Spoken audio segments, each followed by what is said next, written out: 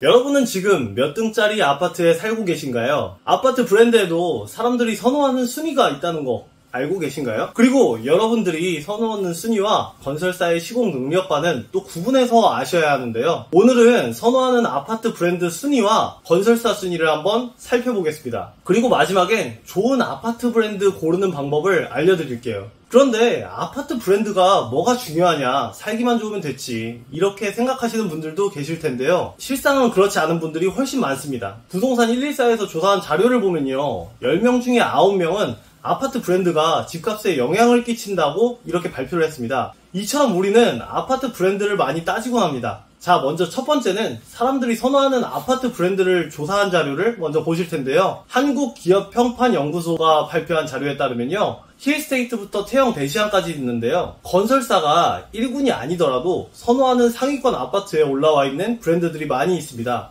예를 들어서 동문건설에서 지은 동문 굿모닝 힐은 사람들이 선호 지수에서는 25위지만 건설 시공 능력 평가는 61위입니다.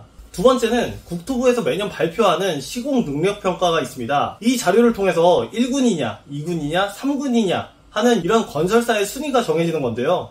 어떤 기준으로 정해지는 거냐면요, 한 해 동안 얼마나 많은 공사를 수주했느냐, 총 공사 금액이 얼마냐에 따라서 순위가 정해지는 겁니다. 최근 발표된 자료를 보면요, 1위는 삼성이죠. 레미안 브랜드. 여러분들도 많이 좋아하시고 정말 인기가 많은 그런 브랜드인데요. 그 뒤를 현대건설, 대우건설, 현대엔지니어링, DLENC 이렇게 따르고 있죠. 현대건설은 힐스테이트를 쓰고요, 강남을 타겟으로 하이엔드 브랜드인 DH를 만들기도 했죠.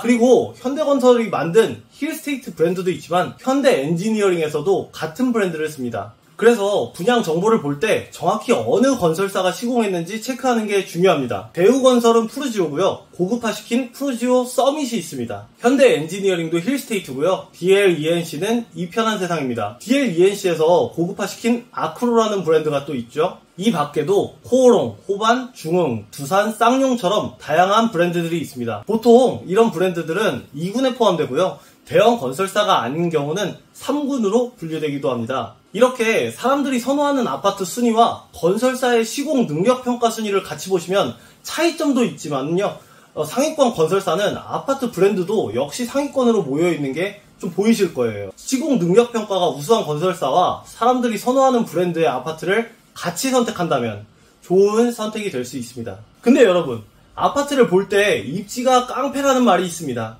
그럼 같은 지역 내에서 본다면 브랜드를 선택할까요? 아니면 좀 더 나은 입지를 선택할까요? 이건 지역에 따라 좀 답이 달라진다고 볼 수 있는데요. 수도권은 입지가 우선입니다. 우리가 출퇴근하면서 이 역세권을 포기하기 어려운 부분이 가장 크고요, 좋은 입지가 생활 인프라에서도 더욱 좋겠죠.